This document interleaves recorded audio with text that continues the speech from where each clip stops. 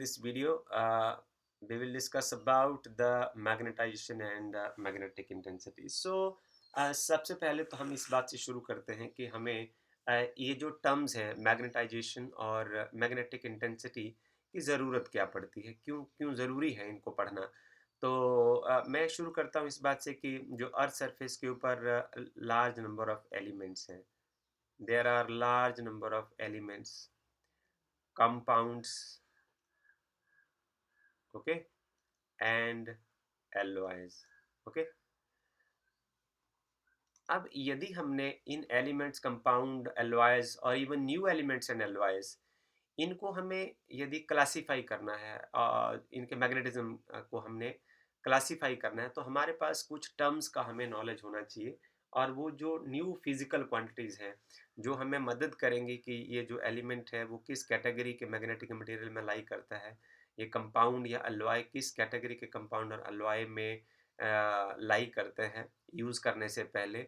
तो उसके लिए हमें कुछ टर्म्स का नॉलेज होना बहुत ज़रूरी है। और ये जो टर्म्स हैं वो इसमें से सबसे पहली जो टर्म है जिसके बारे में आपको ज्ञान होना बहुत ज़रूरी है, उसका नाम है मैग्नेटाइजेशन। देखिए, मैग्नेटाइजेशन।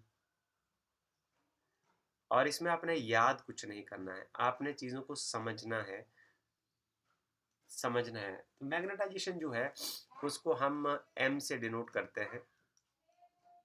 और जो मैग्नेटाइजेशन है उसको हम ऐसे लिख देते हैं, this is the volume, this and the net magnetic movement developed in the material, right. तो देखिए, इसको आप प्रैक्टिकली समझिए कि आपने क्या करना है कि आपने एक सैंपल ले लिया, ये सैंपल मैंने लिया। अब ये कोई मैग्नेटिक मटेरियल का सैंपल है, ऐसे करके इसका अपना कोई एक वॉल्यूम है, ओके। जैसे मान लो कि ये आपका नीचे वाला पार्ट आ गया सरफेस एरिया, और इसको आप इसकी लेंथ ले सकते हैं। इस सैंपल को आपने एक्सटर्नल मैग्नेटिक फील्ड में रख दिया। और जब एक्सटर्नल मैग्नेटिक फील्ड में आपने रखा, तो यदि कोई एक मैग्नेटिक मटेरियल है तो उसमें छोटे छोटे मैग्नेटिक डाइपोल्स होते हैं। और वो dipole under the influence of the external magnetic field, जब किसी एक डायरेक्शन में उनका नेट मैग्नेटिक मूवमेंट जो है वो डेवलप हो जाता है, तो इसको हम बोलेंगे, ये आ गया आपके पास एम नेट, में यहाँ लिख दूंगा। तो इस प्रोसेस को हम बोलते हैं मैग्नेटाइजेशन, कि वो मटेरियल जो है वो मैग्नेटाइज हो गया under the effect of the external magnetic field. ये इसका फिजिकल मीनिंग जैसा आपको समझने की कोशिश करनी है। देखिए, मैं इसको ऐसे लिखूं कि जो मैग्नेटाइजेशन एम है उसको हम ऐसे लिख सकते हैं कि ये जो सैंपल है, ये सैंपल का वॉल्यूम हो गया, और ये हो गया नेट मैग्नेटिक मूवमेंट जो उसमें डेवलप हुई। जैसे कंडक्टर में वो करते हैं ना, आपके पहले उसकी जो एवरेज वेलोसिटी होती है वो ज़ीरो होती है, जब आप उसको एक्सटर्नल फील्ड में रखते हैं तो उसमें ड्रिफ्ट वेलोसिटी क्रिएट होती है। तो ये नियरली वैसा आप इसको समझने के लिए एक अंदाज़ा लगा सकते हैं। अब इस वॉल्यूम के टर्म को मैं ऐसे लिख सकता हूँ, इसका एरिया इंटू लेंथ, और जो नेट मैग्नेटिक मूवमेंट डेवलप को मैं ये लिख सकता हूँ, करंट इनटू एरिया, राइट। तो ये कैंसिल हो जाएगा, ये बच जाएगा जो एल इनवर्स एम्पियर, इस मैग्नेटाइजेशन का ये डायमेंशनल फार्मूला हो जाएगा। तो इसके यूनिट्स क्या हो जाने चाहिए, ये मीटर माइनस वन, और एम्पियर ये इसके यूनिट्स हो जाने चाहिए, ओके। सो ये आपके पास एक नई फिजिकल क्वांटिटी आ गई। किस लिए आ गई? ये वो फिजिकल क्वांटिटी है मैग्नेटाइजेशन जिसकी हेल्प से हम मैग्नेटिक मटेरियल को क्लासिफाई कर सकेंगे।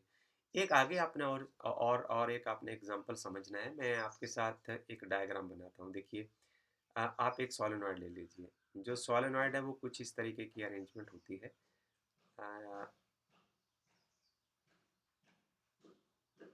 Okay, this is the way to construct the diagram.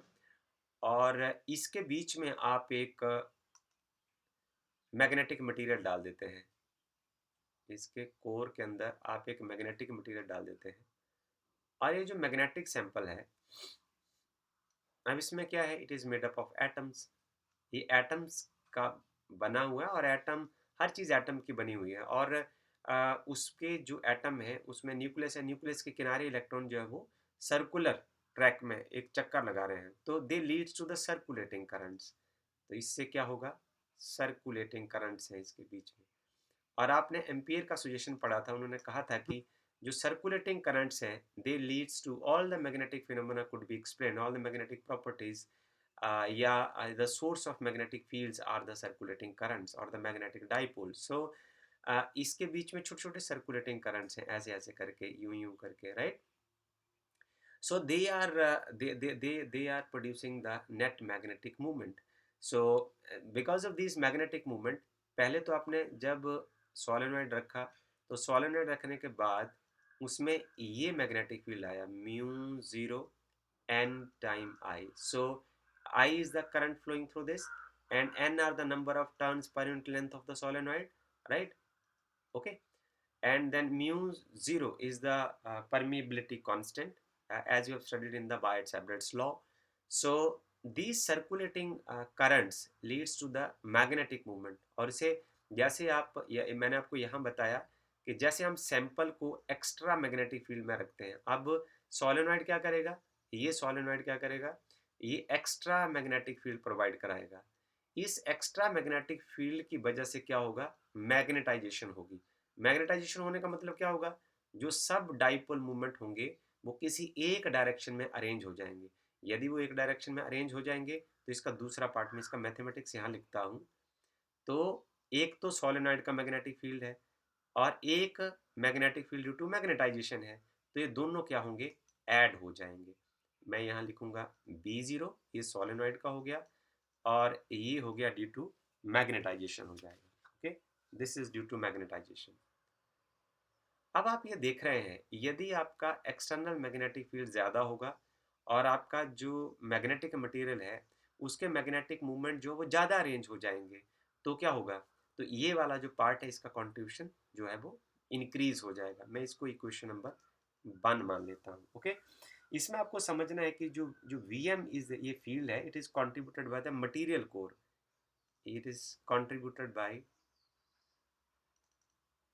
ये कहाँ से आ रहा है मटेरियल कोर ये जो सोलेनॉइड के अंदर आपने मटेरियल डाला है ये उसकी वजह से आ रहा है ओके एंड ये जो एडिशनल फील्ड है ये प्रोपोर्शनल है मैग्नेटाइजेशन के मैं यहाँ लिखूँ कि this additional field is proportional to magnetisation तो इसको आप हटा दीजिए प्रोपोर्शनलिटी को B M is equal to mu zero time M ऐसा हो जाएगा तो ये आपके पास आ जाएगा B is now equal to mu zero N I ये सोलेनॉइड का कंट्रीब्यूशन हो गया और ये आ गया म्यू ज़ीरो टाइम एम हो जाएगा ओके अब आपको एक टर्म इसमें और पढ़ना है वो टर्म है मैग्नेटिक इंटेंसिटी आप देखिए आपके पास दो पार्ट है ना ये मैग्नेटाइजेशन तो आपको समझ आ गया अब हमने पढ़ना है मैग्नेटिक इंटेंसिटी फिर आपको इसका मीनिंग भी मैंने बताना है कि क्यों इन टर्म्स को हमें समझने की ज़रूरत पड़ रही है अब हम आगे चलते हैं मैग्नेटिक इंटेंसिटी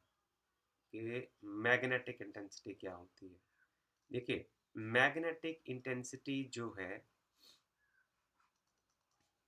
मैग्नेटिक इंटेंसिटी को यदि हम बोले तो ये है ability of magnetising field magnetic intensity क्या है this is the ability of magnetising field यहाँ लिख देते हैं ability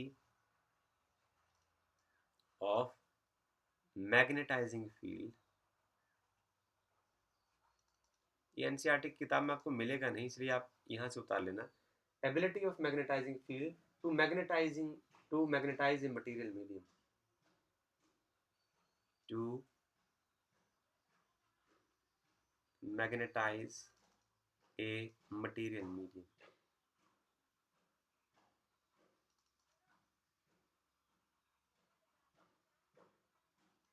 to magnetize a material medium और दूसरी बात है यदि हम इसको मैथमेटिकली लैंग्वेज में समझने की कोशिश करें so it may be defined at ये डेफिनेशन आपको बड़ी अच्छी समझ आना जरूरी है मैं इसको दोबारा फिर से लिखता हूँ दी इट्स इसकी जो डेफिनेशन इसको ऐसे लिखता हूँ its magnitude may be defined at ये ज़्यादा समझना आपने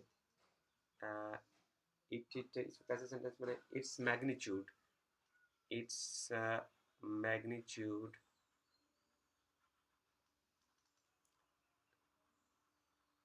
may be defined as number of ampere turns कहेंगे हम इसको नंबर ऑफ एम्पियर टर्न्स ये आपको समझना जरूरी है। Number of ampere turns Ni flowing around a unit length,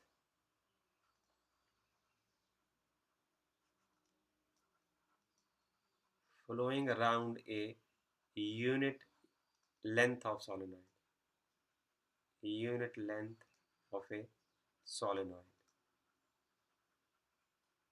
Okay, ये to produce, required to produce magnetizing field, required to produce magnetizing field.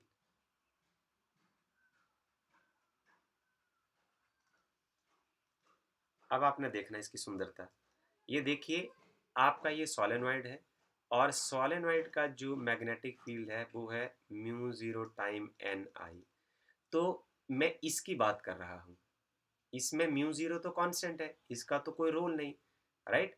जो number of turns per unit length है उनके बीच में से जो करंट गुजर रहा है वो अंदर का जो कोर का मटेरियल है उसको मैग्नेटाइज करने में हेल्प कर रहा है। तो ये इसको हम बोलते हैं मैग्नेटाइजिंग फील्ड, जो मैग्नेटाइज कर रहा है अंदर के मटेरियल को। तो क्या हुआ, ये नंबर ऑफ एम्पियर टर्न्स, ये जो नंबर ऑफ एम्पियर्स टर्न जो पर यूनिट लेंथ से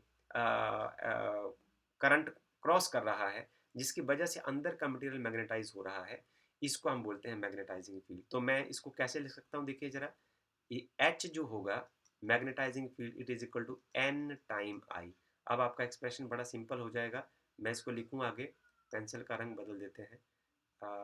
B is equal to now mu zero time H plus mu zero time M.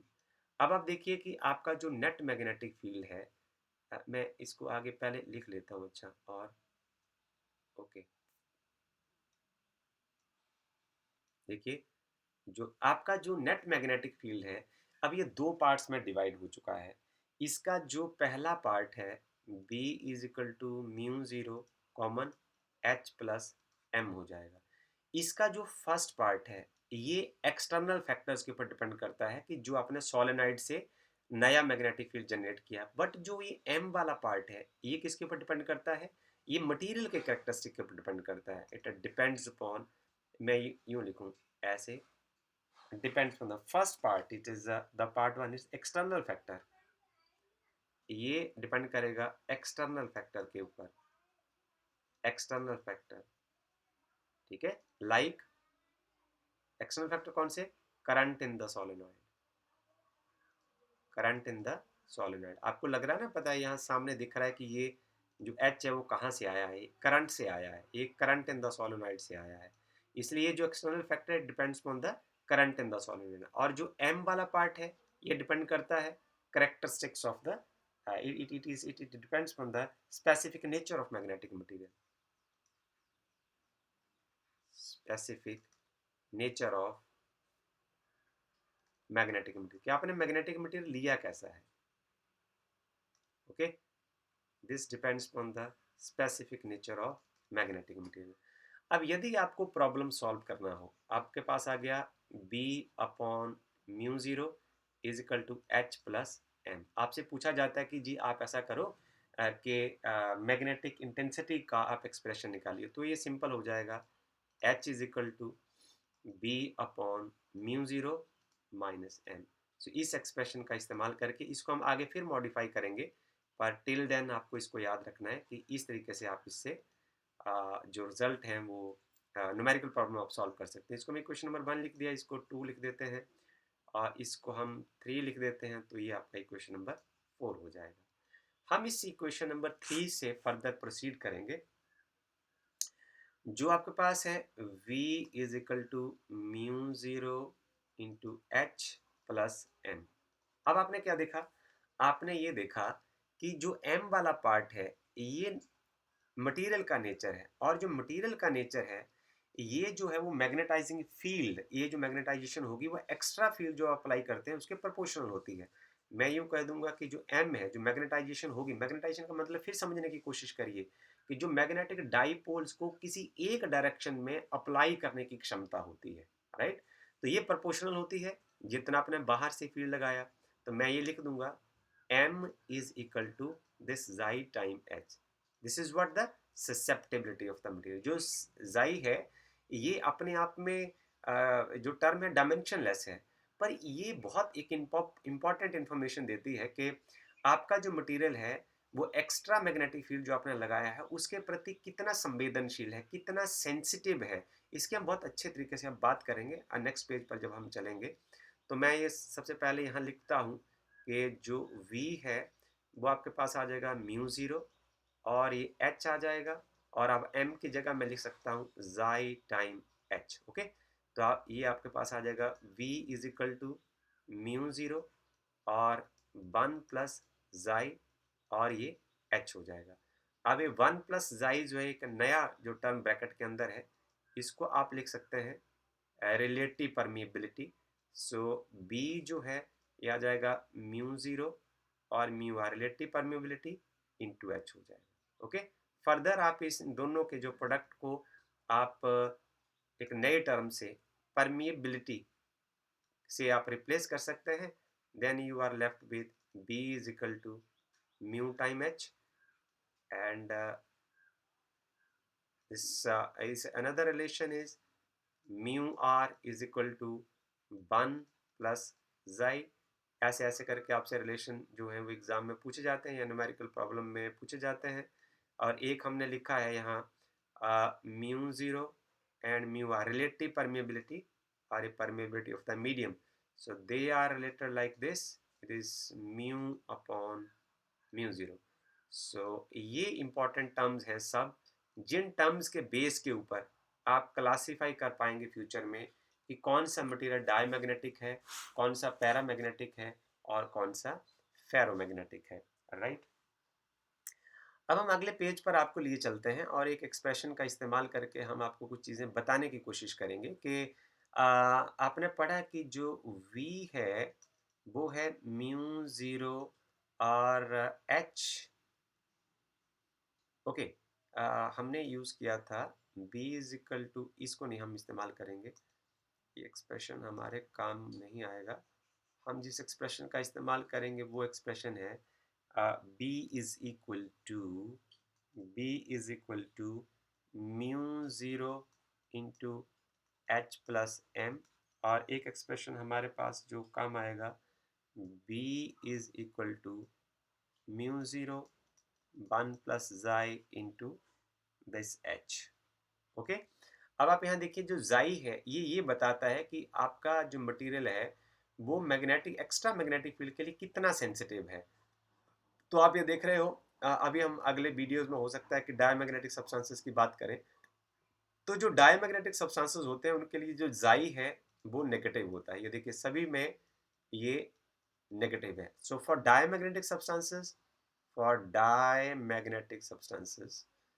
यदि आपके पास डायमैग्नेटिक सब्सटेंस है उसके लिए जो जाई की वैल्यू है वो स्मॉल है और नेगेटिव है। दो चीजें, ये स्मॉल है और नेगेटिव है। और जो पैरामैग्नेटिक सब्सटेंस है इसका जो अगला पार्ट देखें आप, जो पैरामैग्नेटिक सब्सटेंस है उसके लिए यही वैल्यू स्मॉल है बट पॉजिटिव है। अब आप इस एक्सप्रेशन में देखें कि यदि जो जाई का वैल्यू है वो स्मॉल और नेगेटिव है तो इसके वजह से ये वाला पार्ट नेगेटिव हो जाएगा। ओके, सो इसकी वजह से क्या होगा, यदि ये m प्लस एच जो है वो नेगेटिव हो जाएंगे। मैं यूं लिखूं कि जो जो हमारे पास एंड में रिलेशन आएगा कि b जो है यदि मैं यहाँ पुट कर दूंगा स्मॉल और नेगेटिव तो ये दोनों ऑपोजिटली डायरेक्टेड हो जाएंगे। ये बताएगा कि जो मैग्नेटिक फील्ड है वो रिड्यूस हो जाएगा। पर यदि पैरामैग्नेटिक के लिए कैसा केस आएगा, या यदि आप यहाँ वैल्यू पॉजिटिव भरेंगे तो थोड़ा सा मैग्नेटिक फील्ड जो है वो एक्स्ट्रा मैग्नेटिक फील्ड में इंक्रीज हो जाएगा। नेट मैग्नेटिक फील्ड जो पैरामैग्नेटिक में इंक्रीज हो जाएगा और डायमैग्नेटिक में रिड्यूस हो जाएगा। Okay, so this table is table and the value of chi, it is useful to categorize the paramagnetic and diamagnetic substances, right? So इसके बाद हम हमेशा की तरह एक प्रॉब्लम आपके साथ डिस्कस करना चाहते हैं। जो भी हमने स्टडी किया है, पढ़ा है, उसको एनसीईआरटी बहुत तरीके से आपको सिखाने के लिए बहुत सुंदर प्रयत्न है। लोगों ने जो काम किया है उनको बहुत बहुत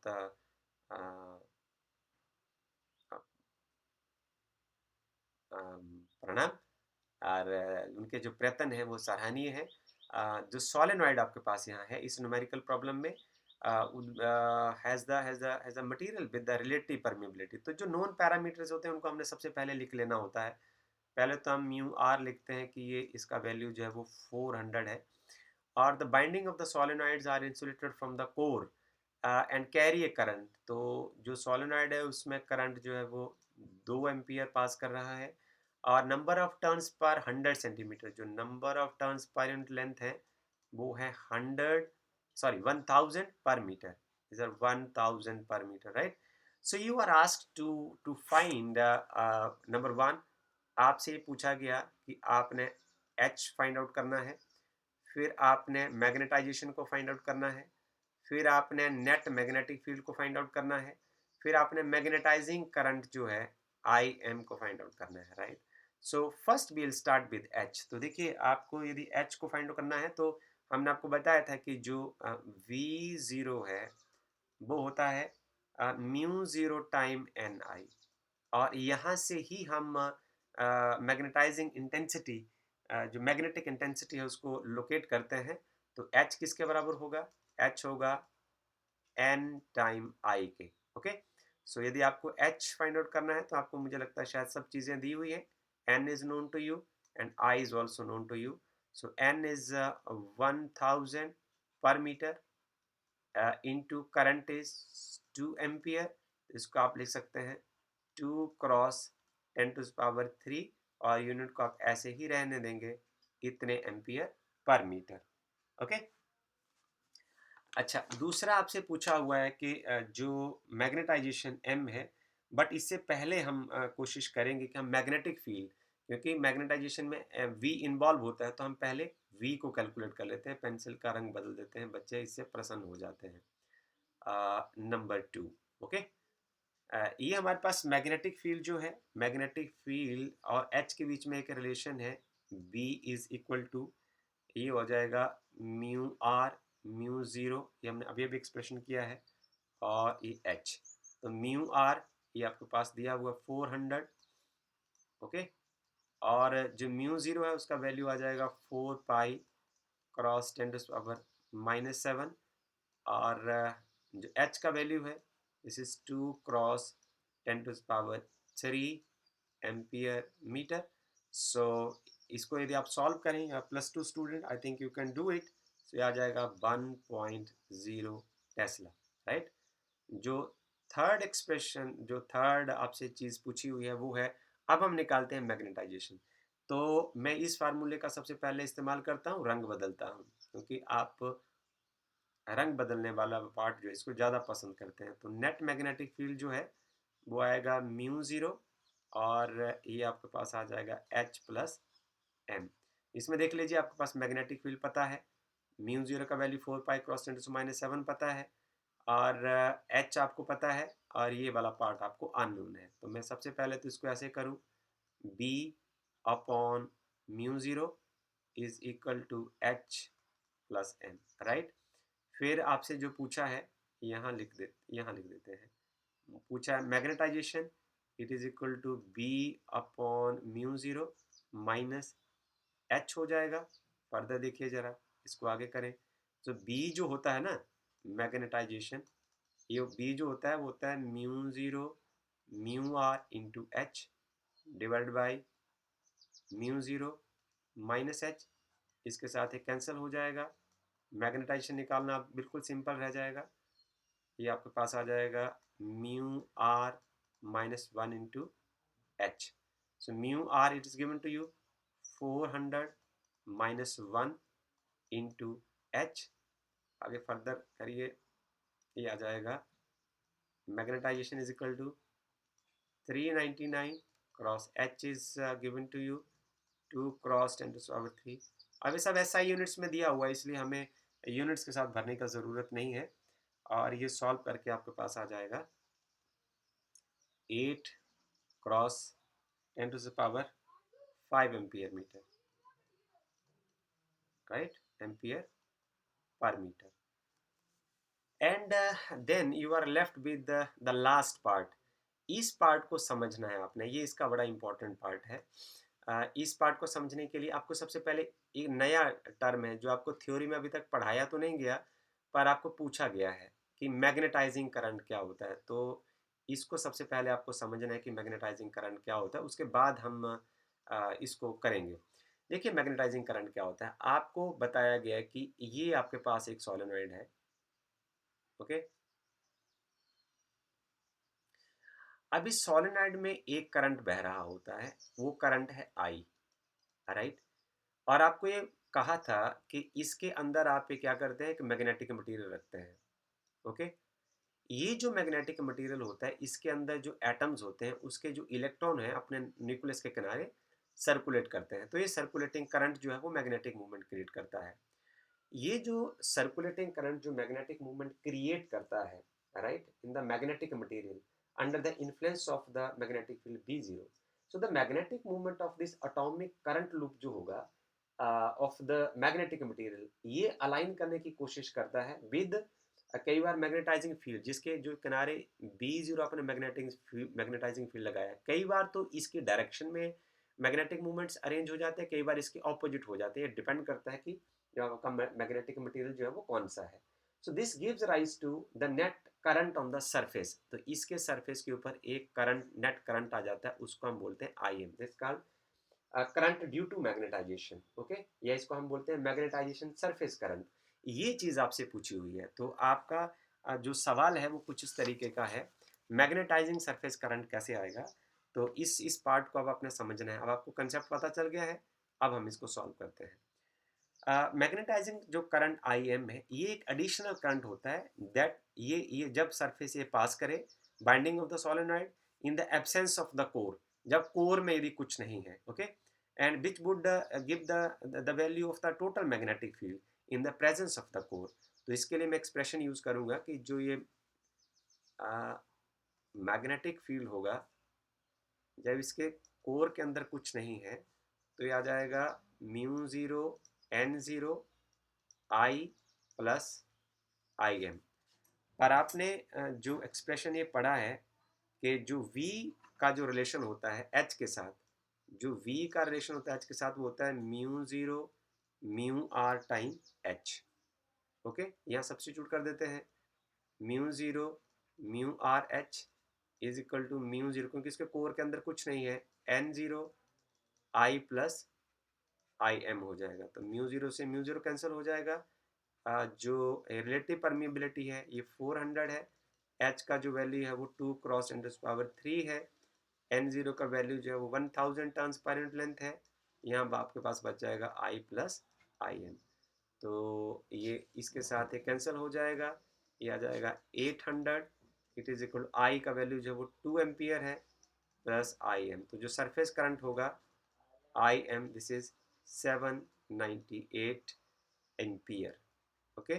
जो बुक में 794 है, अब इसमें जो फॉल्ट कहाँ है, you have to check it whether you can produce it or not. So with this I am going to close this video, and if you have any doubt, then you must write in the comment box so that I can answer it accordingly.